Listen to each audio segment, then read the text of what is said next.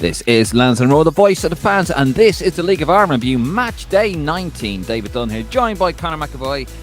You're very welcome to another episode of Lansdowne Roar. Before we get started, of course, don't forget to subscribe to the YouTube channel. Head over to our Facebook, Instagram, and our Twitter account. Don't be illegal. Subscribe to the channel. So we'll find you. We always do. We always weed you out, especially on away trips. And the next one's coming up in September, Conor, isn't it? So we always find out. We know. We're like the TV inspector back in the day outside your house with a big panel van. We need to get on stickers, don't we? Instead of having just Lansdowne Road podcast, we need to we'll come and find you if you're not subscribed. We need to have that on stickers for putting around the place. That's a shout. There you go. And if you don't have them, Martin, I know you're watching. Sort it out, will you? Well, we hope he is, anyway. Martin, are you alive, Martin? I'll know if I get a text message later on. So please do like the video if you wouldn't mind, and also subscribe to the YouTube channel. We are trying to grow loads of content coming your way. We genuinely do, actually. We got a big one coming up this week. And speaking of which, if you're in the London area and you fancy popping on down or popping on up, depending where you are in London, head to North London, the Claddagh Ring. We have David Ford, an interview and a book signing. He's got his new book at the moment, the one I'm reading at the moment. It is a really good book, actually. And I'm not just saying that. I had to pay for mine. It is actually a really good book. You'll enjoy it. I'm almost halfway through it at the moment, and I'm thoroughly enjoying it. It's a fantastic read. So if you want a hardback edition, and I believe they're hardback, head up to the Claddagh Ring this Friday, the 20th of June, 8 o'clock. £30 will get you a book. It'll get you into the show, and also it'll get you free grub up at the Claddagh Ring. The Claddagh Ring, if you're in London, how you get to it is Hendon Central. Probably your best bet. That's on the Northern Line.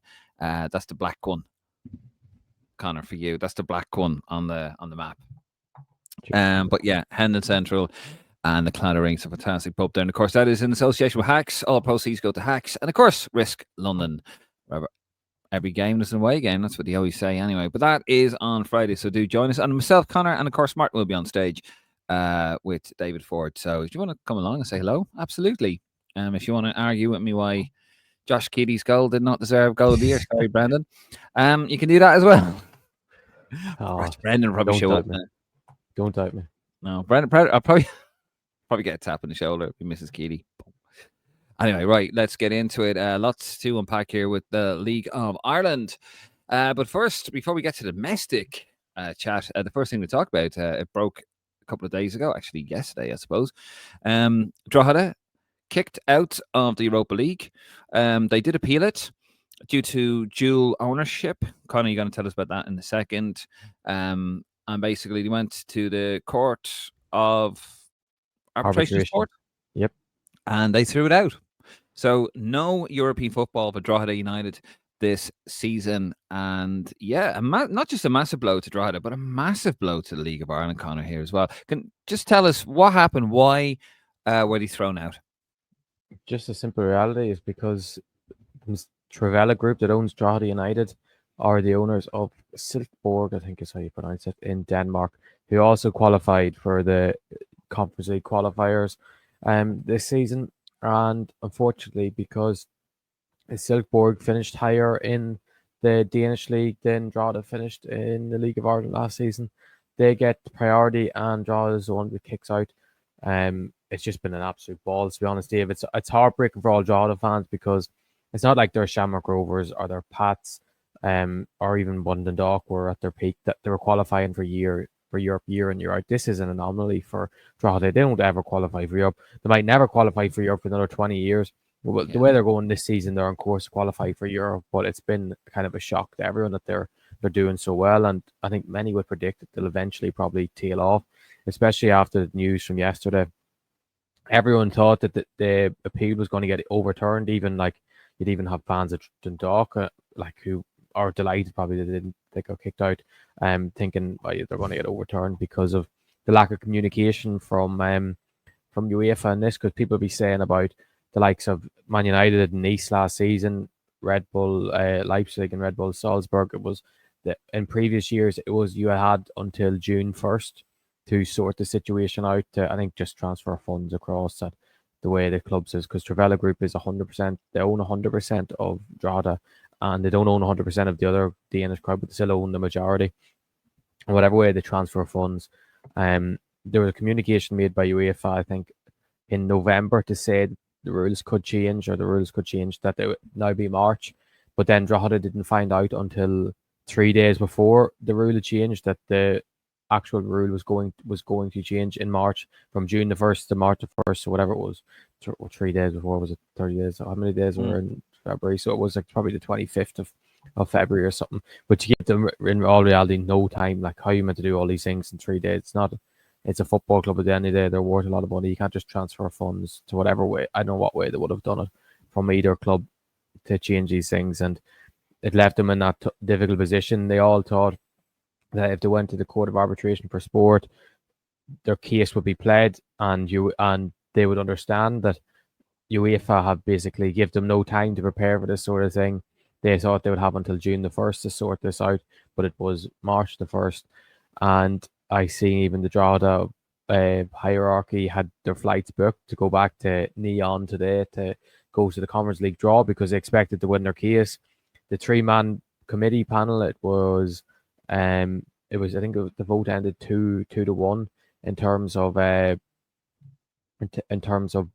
Drogheda losing. So like, it wasn't like they're all unanimous thinking, yeah, Drogheda definitely lost his case. One of them thought Drogheda should have been allowed back in Europe, and it's not just on the pitch that they're losing out. They're losing on €525,000, which is massive money for the club. A club that's gone full time for the first time this season. Watching Kevin Doherty's interview last night, honestly, you couldn't help but be heartbroken for the poor man, because they done everything last season right to get themselves in Europe. They won the cup. UEFA basically, as Drogheda said, I can't remember the exact quote was, but it was like, UEFA are meant to be helping these clubs out getting to Europe, and they're just making it more hard and hard. Obviously, multi-club ownership isn't what everyone's cup of tea, but like, it's just heartbreaking for all Drogheda fans, and they think that they're not getting their time in Europe, even if they got knocked out in the first round, even if they drew some giant from Sweden or got some top Danish team. I think that's besides the points. It's the fact they would have made to 525k.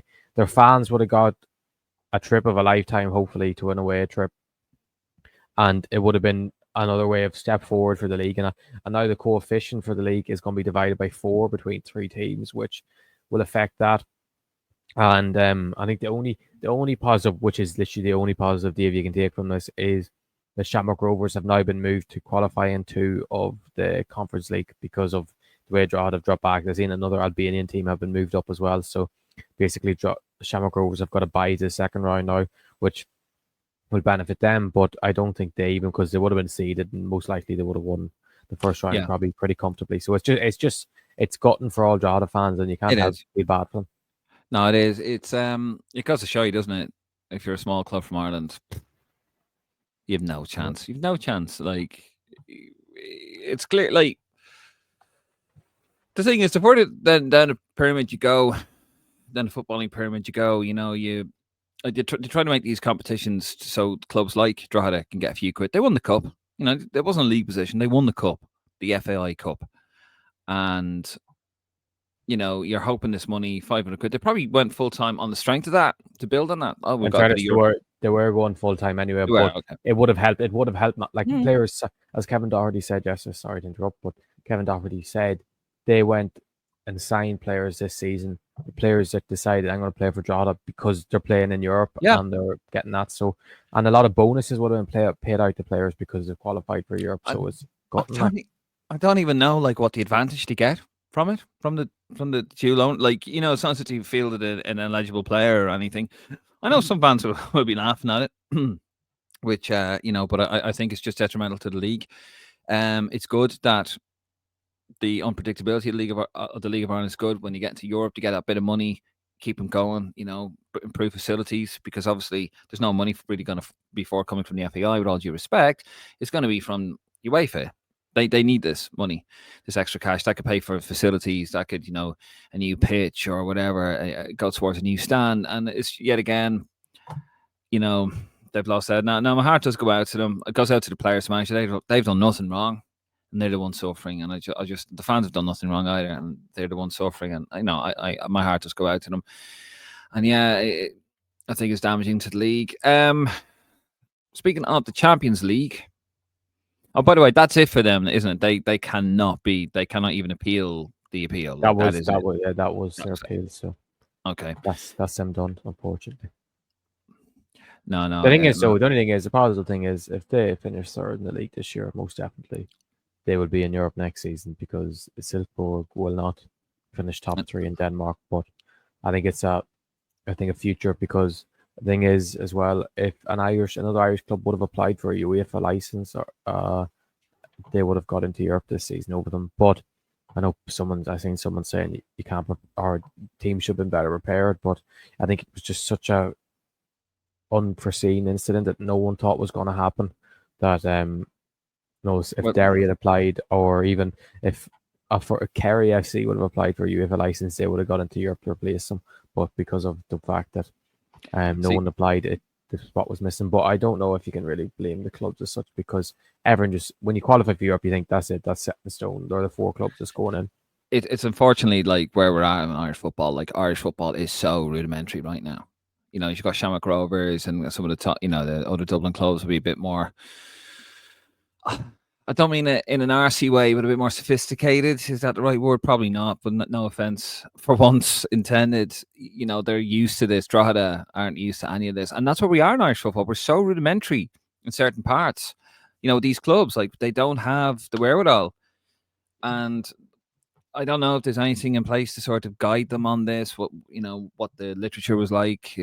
I'm sure they were told, but anyway, we'll move on. But no, I do feel sorry for Drogheda. Right, let's move on to another bit of European news.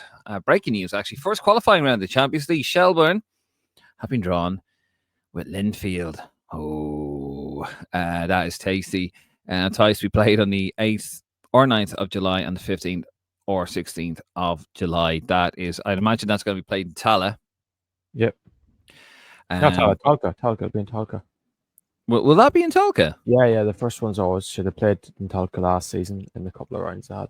And they definitely start off in Talca. Well, I have to get the old chicken wire out.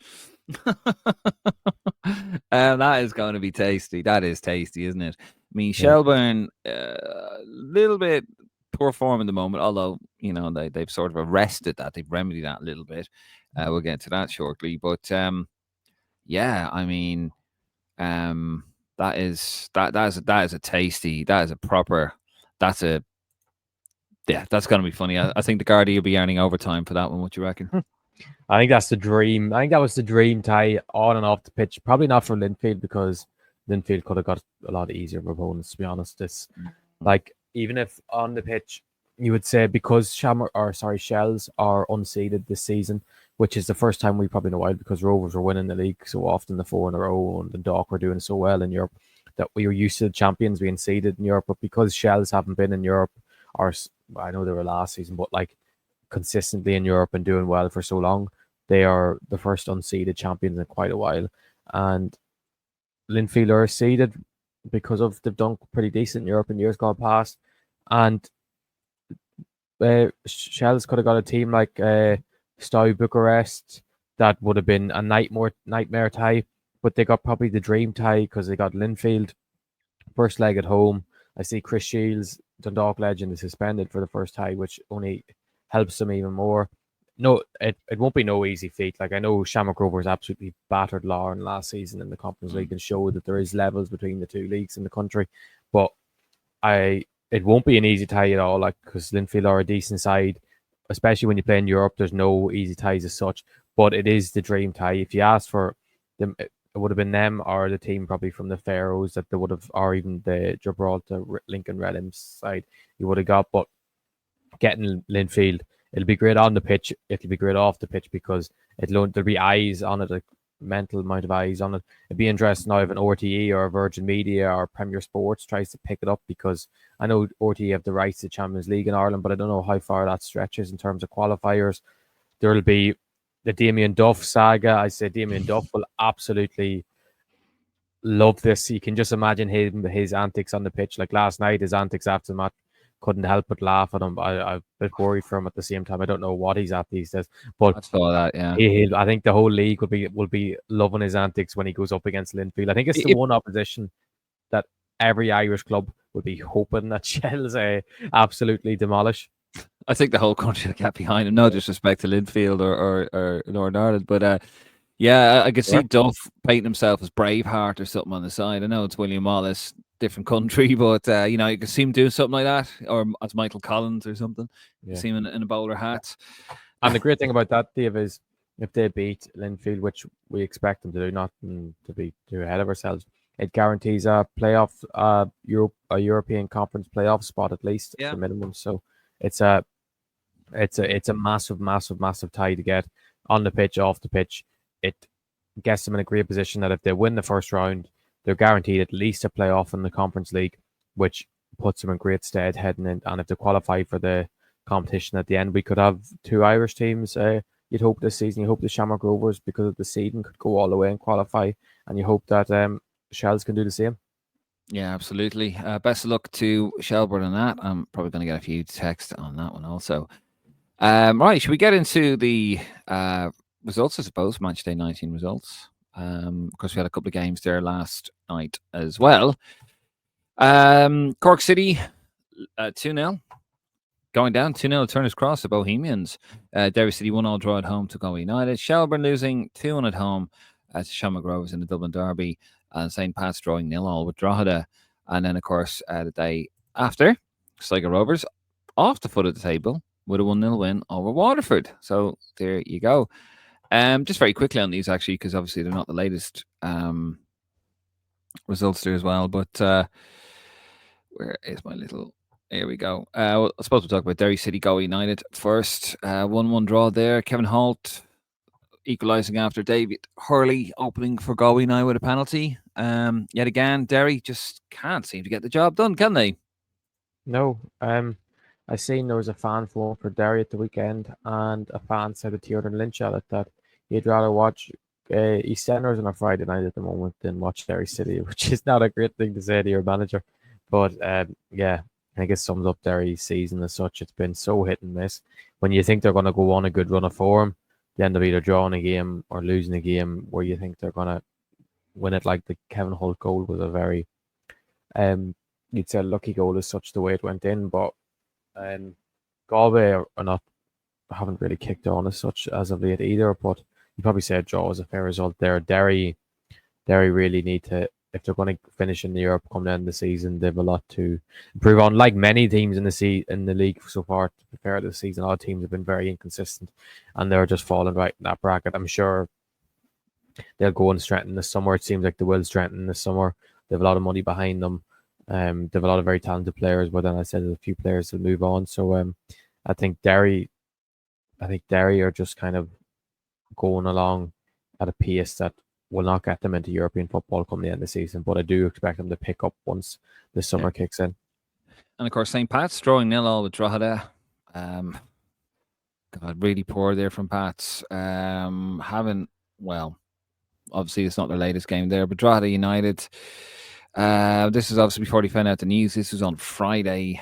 Still doing okay, but still, you need to be winning these games, don't you, away from home if you want any chance. I mean, Pats had the lion's share of the possession, most shots, but still couldn't find a way past Drogheda. Yeah, Mealy missed a penalty, which, in fairness, probably wasn't a penalty. I'd say he'll be gutted about that because Pats have been dreadful as of late. Can't seem to win a game to save their lives. You just don't know where they're heading at the moment. You can tell Kenny probably not happy with the group of players he's got. I don't know if the players are happy with Kenny at this stage, whether they've thrown their toys out of the pram. But I don't think a draw away at Richmond Park is the worst result for Drogheda. No.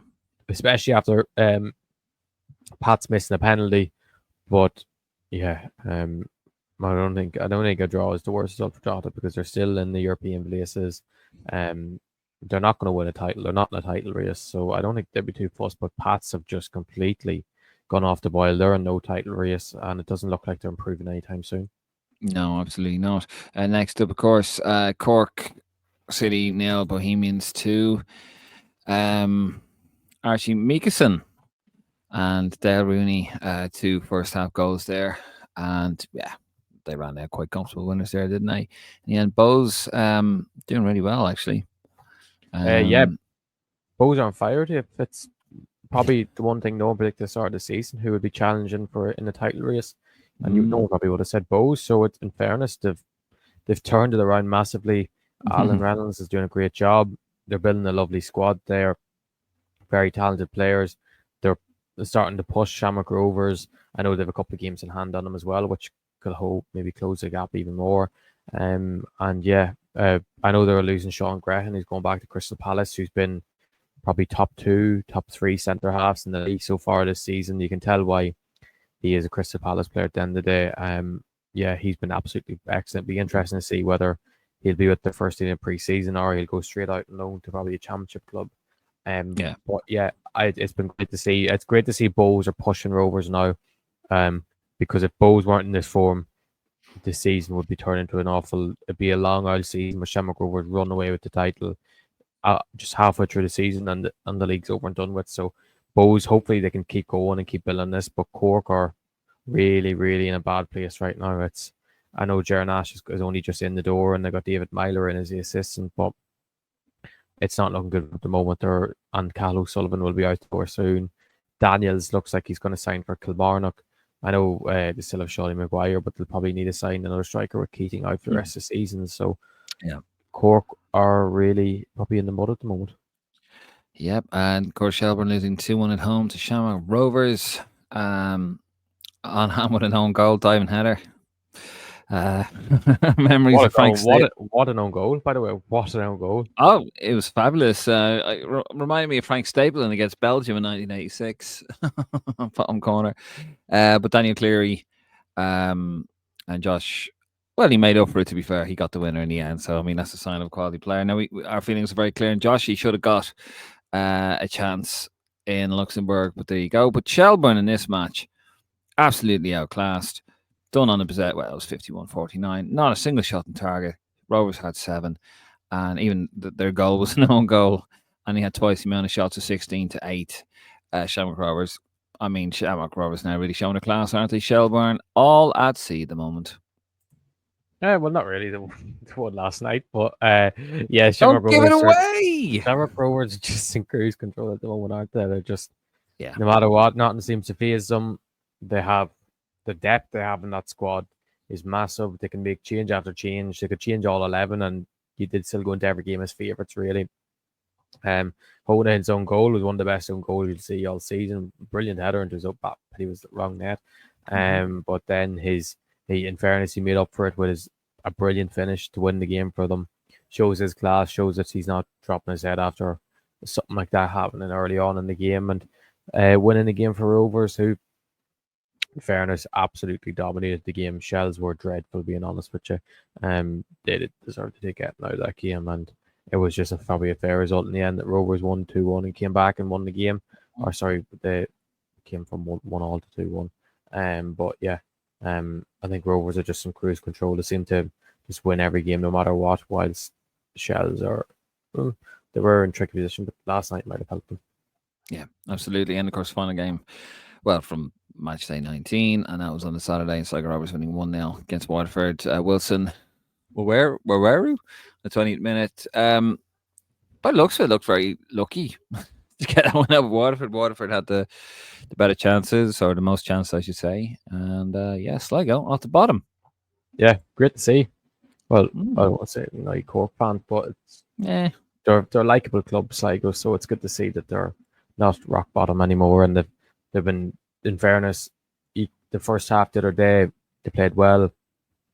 They were full value for the 3 points in the first half. Second half, Waterford had lots of chances. Waterford probably will be shocked how they didn't draw. John Coleman said after he thinks his goalkeeper put weight on in the second half. That's how dominant they were. Yeah, I think Waterford will be very disappointed with how the game played out. But Sligo have deserved a bit of luck this season. They've had absolutely no luck. There have been games that played brilliantly, and someone would make a silly mistake. And I think it was the first game probably all season where no one made a mistake, and they could show the class of going forward. Owen Elding again looked very good for Sligo, and in fairness, they probably think they deserve the 3 points. Waterford will wonder how they didn't get any points out of the game, but it was a decent Saturday night game, and it's good to see Sligo pick up a few points again. And also Cork having won in the last 5, lost 4, drawn 1, so they're at the bottom now. Still no clean sheet all season. Mad, isn't it? I mean, yeah, appalling amount of goals gone in there. And then, of course, last night it was for match day 24, was it? 25.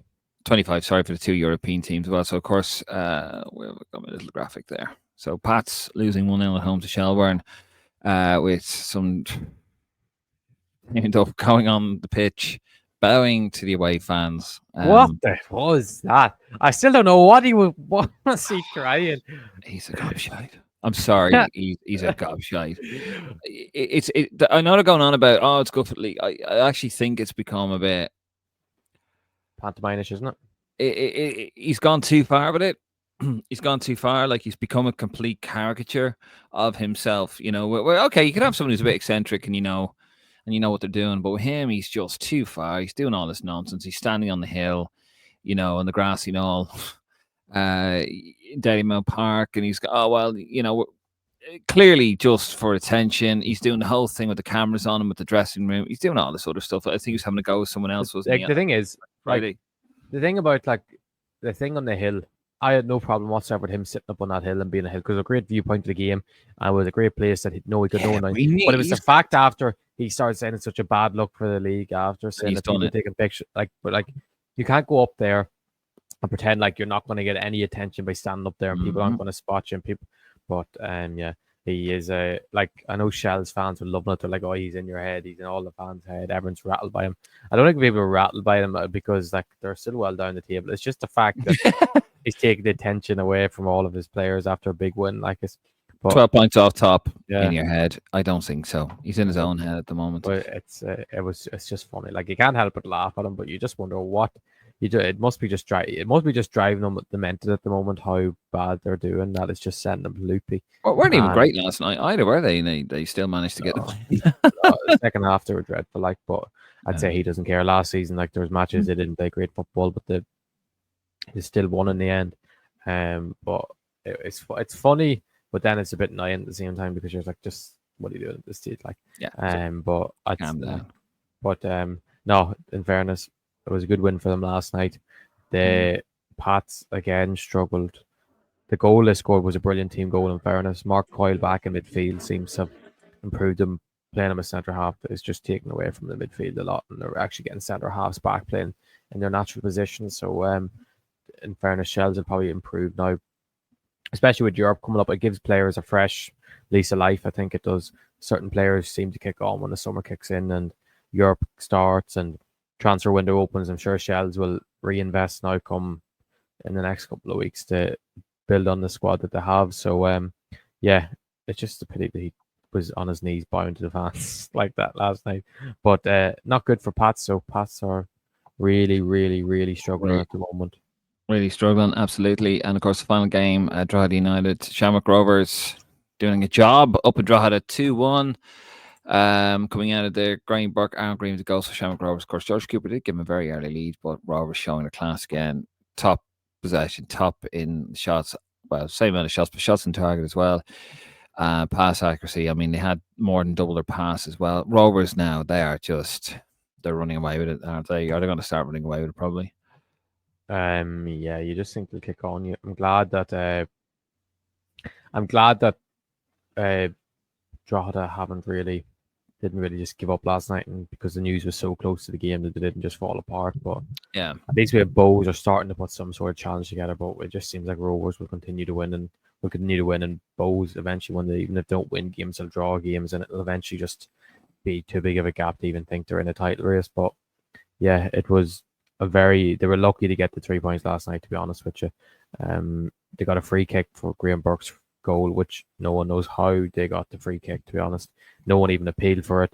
The fans didn't appeal for it. The players didn't appeal for it. The referee just gave it.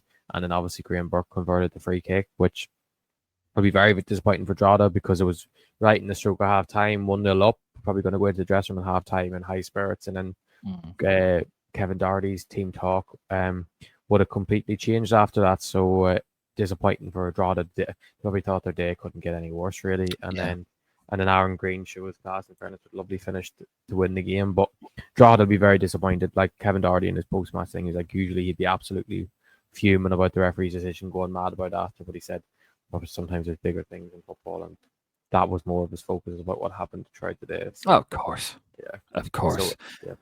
Yeah. No, hard to go out to him like that must really be damaging. Right. And that's it. That is. We're going to look at the standings here. This is where the tables are after 19 match days, although a couple of games, extra games for the European side. Shamrock Rovers sitting on top with 42 points. They've, of course, played 21 games. Bows behind them. If they win 2 games in hand, we could have a bit of a challenge. That will take them up to 39. But if Drogheda in third, obviously to play 21 games with, well, they're not going to be in Europe now, so I don't know how that's going to affect them. With the fixtures, I'd imagine they'll stay the same. They're in 31 points. St. Pat's fourth on 21 games with 30 points. Shels fifth. The defending champions having a nightmare season. Played 21 games with 30 points. Derry City kind of sitting in mid-table obscurity a little bit. 19 games with 28 points.